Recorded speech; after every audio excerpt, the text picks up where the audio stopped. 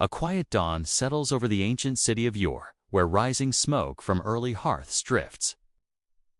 Above mud-brick rooftops, as merchants prepare their stalls and priests tend to towering ziggurats that dominate the skyline with an authority that shapes every aspect of daily life.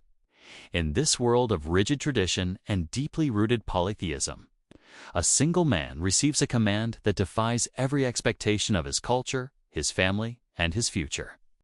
The moment is simple, yet its implications are seismic. Because the instruction is not to build a monument, offer a sacrifice, or swear allegiance to a local deity, but to leave everything familiar and journey toward a land he has never seen. The shock of this moment reverberates through history, because the man is Abram. My way notes a call he receives will eventually shape nations, redraw borders, and redefine the spiritual identity of billions. Yet behind this iconic moment lies a mystery that scholars, archaeologists, and historians have wrestled with for generations. A mystery that asks whether this journey was merely a literary tradition or a real event rooted in the geography, culture, and political landscape of the ancient Near East. As we step into this investigation, we will uncover evidence that reveals how Abram's world looked, how his journey unfolded, and why the historical context surrounding his call aligns with what we know from archaeology and ancient texts. Please like this video to help support evidence-based Bible documentaries. With the stage set and the mystery unfolding, we now turn to the first major discovery that reshapes how we understand the world Abram left behind. Evidence 1. The discovery. The first major piece of evidence emerges from the archaeological remains of ancient Mesopotamia, where excavations at Ur and its surrounding regions have revealed a sophisticated urban environment that aligns remarkably well with the cultural backdrop described in the biblical narrative, offering a tangible framework for understanding the world Abram inhabited before receiving his call. Archaeologists have uncovered administrative tablets, household inventories, religious inscriptions, and economic records that paint a vivid picture of a society deeply structured around kinship networks, temple authority, and long-distance trade routes, all of which help explain why Abram's departure would have been viewed as a radical break from the expectations of his time. These discoveries matter because they demonstrate that the biblical description of Abram's origins is not set in a vague or mythic landscape, but in a real, historically verifiable city that flourished during the early 2nd millennium BC, precisely the period many scholars associate with the patriarchal narratives. The presence of extensive trade networks linking your two regions, such as Anatolia, Canaan, and the Levant, provides a plausible logistical foundation for Abram's journey, showing that travel across these vast distances was not only possible, but common among merchants, herders, and caravan leaders who moved goods and livestock along established routes. This evidence challenges the assumption that Abram's migration was an isolated or improbable event, instead situating it within a broader pattern of mobility that characterized the ancient Near East during this era. The discovery of personal names in cuneiform tablets that closely resemble names found in the biblical patriarchal accounts further strengthens the historical plausibility of the narrative, suggesting that the cultural and linguistic environment of Abram's world aligns with what we find in the archaeological record. These parallels do not prove the story outright, but they create a compelling convergence between text and material culture, indicating that the biblical authors were describing a world consistent with the realities of early Mesopotamian life. The significance of this discovery becomes even clearer when we examine the religious landscape of Ur, where the worship of the moon god Nanna dominated civic and familial identity, making Abram's departure from this environment not only a geographical shift, but a profound ideological rupture. This context helps us understand the magnitude of the call he received, because leaving Ur meant stepping away from a powerful religious system that shaped every aspect of daily existence. As we continue this investigation, the archaeological evidence from Ur provides a foundation upon which the next layer of discovery will build, revealing how Abram's journey intersects with the geopolitical realities of the ancient Near East. If you're finding this fascinating, consider subscribing so you don't miss the next investigation. With this first discovery established, we now turn to evidence that confirms and expands our understanding of Abram's migration. Evidence 2. The confirmation. The second major discovery emerges from the intersection of archaeology and ancient Near Eastern geography, where excavations and textual records illuminate the migration corridors that connected Mesopotamia to the Levant, providing a historically grounded pathway that aligns with the biblical account of Abram's journey from Ur to Haran and eventually to Canaan.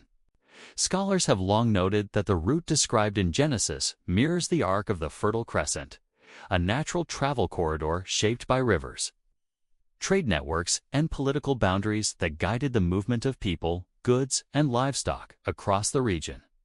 This alignment is not incidental, because the routes from Ur to Haran corresponds precisely with the established trade paths used by merchants and pastoralists during the early 2nd millennium BC, demonstrating that Abram's migration fits seamlessly within the known patterns of ancient mobility.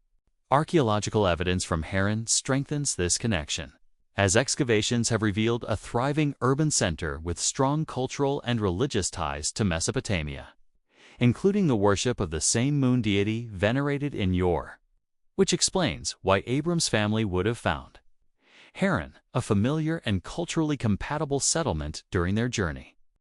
This continuity between Ur and Haran provides a plausible historical framework for the transitional phase of Abram's migration, showing that the movement described in the biblical narrative reflects real geopolitical and cultural dynamics rather than an invented storyline.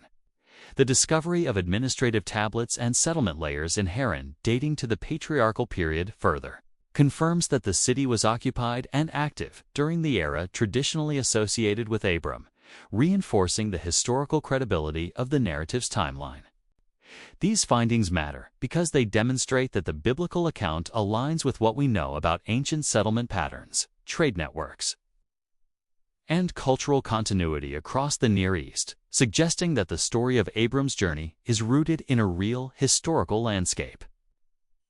The convergence of geography, archaeology, and textual evidence creates a compelling case that the migration described in Genesis reflects authentic movements of people during this period, rather than a later literary invention. This confirmation deepens the mystery surrounding Abram's call, because it shows that the narrative is anchored in a world that can be traced through physical evidence.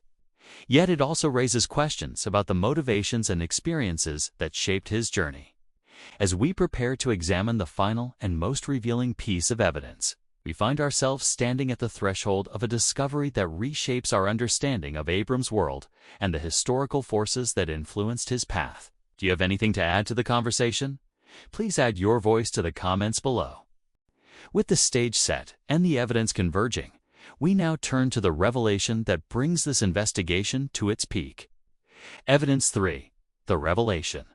The final and most compelling piece of evidence emerges from the convergence of ancient, Near Eastern legal traditions, socio-political structures, and archaeological discoveries that illuminate the world Abram entered when he arrived in Canaan, revealing a landscape that aligns with the biblical narrative in ways that reshape our understanding of the Patriarchal era. Excavations across the Levant have uncovered settlement patterns, household structures, and agricultural systems that match the lifestyle described in the Genesis account, demonstrating that the region was inhabited by semi-nomadic pastoralists whose movements, economic practices, and social structures parallel those attributed to Abram and his household. This alignment is significant because it shows that the biblical description of Abram's life in Canaan reflects the realities of the early 2nd millennium BC rather than the conditions of a later period, suggesting that the narrative preserves authentic memories of a historical era.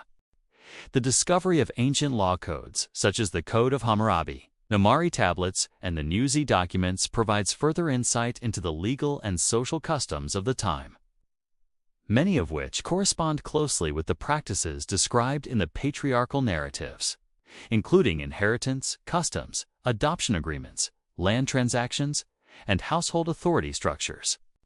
These parallels matter because they demonstrate that the world depicted in the story of Abram is consistent with the legal and cultural environment of the ancient Near East, reinforcing the historical plausibility of the narrative.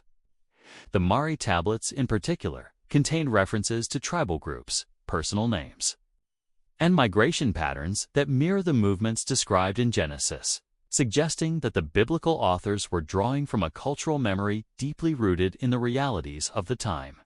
Archaeological evidence from sites such as Hazor, Shechem, and Hebron further strengthens this connection, as these locations show signs of occupation during the Patriarchal period, aligning with the places mentioned in Abram's journey. The presence of altars, boundary markers, and settlement layers in these regions provides a tangible backdrop for the events described in the narrative, showing that the story unfolds within a real and historically verifiable landscape. This convergence of evidence reveals that Abram's journey was not an isolated or improbable event, but part of a broader pattern of movement, settlement, and cultural interaction that characterized the ancient Near East during this era. The revelation becomes even more striking when we consider the geopolitical context of the time, as the shifting power dynamics between city-states, tribal groups, and regional authorities created an environment in which individuals like Abram could move, settle, and establish new identities within emerging social structures. This context helps explain how Abram's household could grow, influence local communities, and navigate the complex political landscape of Cuneiform, aligning with the narrative's depiction of his interactions with local rulers and tribal leaders.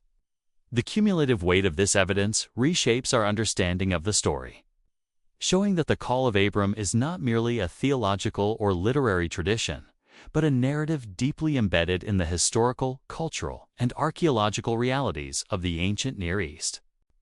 Please consider sharing this video to someone you know if you believe they might find it interesting in watching evidence-based Bible documentaries like this one. With the revelation now uncovered, we move toward a closing reflection that brings this investigation to its final moment. As we step back from the layers of evidence uncovered throughout this investigation, a striking picture emerges of a world shaped by migration, cultural exchange, and shifting geopolitical landscapes, all of which converge to illuminate the historical environment in which Abram received his call. The archaeological remains of Ur reveal a sophisticated urban society whose economic networks and religious structures provide a tangible backdrop for the narrative's opening scene, while the discoveries in Haran and along the Fertile Crescent demonstrate that the journey described in the text aligns with established migration routes and settlement patterns of the early 2nd millennium BC. The legal traditions preserved in ancient law codes and administrative tablets further anchor the story within a recognizable cultural framework, showing that the customs, agreements, social dynamics described in the narrative reflect the realities of the time rather than later reinterpretations. The settlement layers and material culture uncovered across Cuneiform complete this picture, revealing a landscape that matches the world Abram entered, a world shaped by pastoral movements, emerging communities, and complex political interactions. Together, these discoveries form a mosaic of evidence that does not merely support the plausibility of the narrative, but invites us to view the story through the lens of history, archaeology, and cultural memory. The call of Abram stands not as an isolated moment, but as a turning point situated within a real and dynamic ancient world, a world whose traces remain etched in the soil, inscriptions, and ruins that continue to speak across millennia. As this investigation concludes, the weight of the evidence invites us to consider how the past continues to shape our understanding of these ancient narratives, leaving us with a sense of awe at the depth and complexity of the world that gave rise to one of history's most influential journeys.